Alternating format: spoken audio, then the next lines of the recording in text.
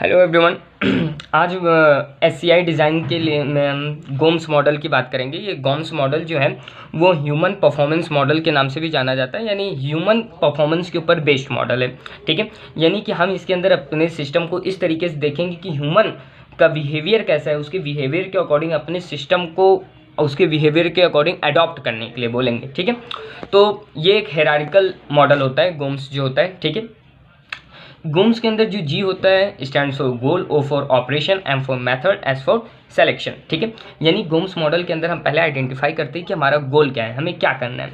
उसके बाद ओ for operation, यानी कि कौन कौन से ऑपरेशंस हैं, एम फॉर मेथड और एस फॉर सिलेक्शन। ठीक है, यानी इस चीज़ को हम समझे सबसे पहले, यानी कि हमारे पास सबसे पहला स्टेज आएगा सिलेक्शन का। यानी हमें कोई भी काम करना है तो उसमें हमें सेलेक्ट करना पड़ेगा कि हम कौन से मेथड से करें। ठीक है, अब मेथड करने के बाद हमें मिलेगा कि उस एक मेथड के अंदर बहुत सारे ऑपरेशन हो सकते हैं। ठीक है, और जब हम किसी एक मेथड्स को लेकर ऑपरेशन को परफॉर्म करेंगे तो हम अपने गोल पे पहुंच जाएंगे। ठीक है तो गोल, ऑपरेशन, मेथड, सिलेक्शन, लेकिन वर्क करता है ये इस डायरेक्शन के अंदर, यानी down to up, bottom to up direction में। यानी हमें सबसे पहले ये सेलेक्ट करना पड़ेगा हम किस मेथड से अपने गोल तक पहुँचे।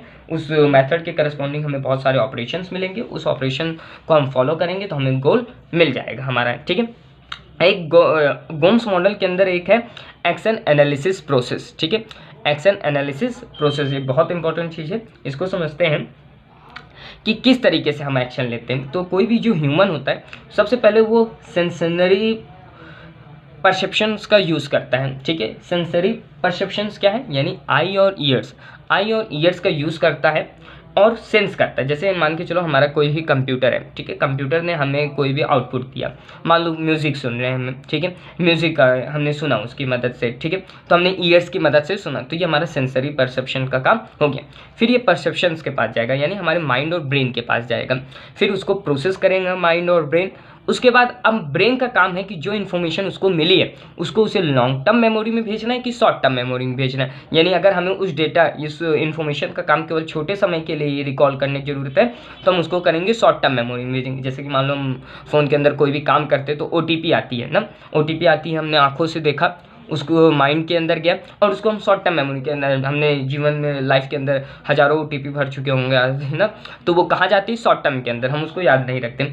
फिर उसके अकॉर्डिंग हम रिस्पॉन्स जनरेट करते हैं। ठीक है, फिर जो हम रिस्पॉन्स जनरेट करते हैं, ठीक है, रिस्पॉन्स हमारा एक्शन के फॉर्म में होता है। ठीक है, रिस्पॉन्स हमारा किसके फॉर्म में होता है, एक्शन के फॉर्म में जाता है। फिर वो एक्शन जो रहता है, वो सेट ऑफ एक्शन हम दोबारा कंप्यूटर को देते हैं और इस तरीके से हमारा ये जो प्रोसेस है वो चलता रहता है। सबसे पहले सेंसरी परसेप्शन, फिर परसेप्शन, फिर लॉन्ग टर्म, शॉर्ट टर्म और उसके बाद response in the form of action. ये था हमारा पूरा गोम्स मॉडल, ये हायरार्किकल मॉडल हो गया। ठीक है, थैंक यू।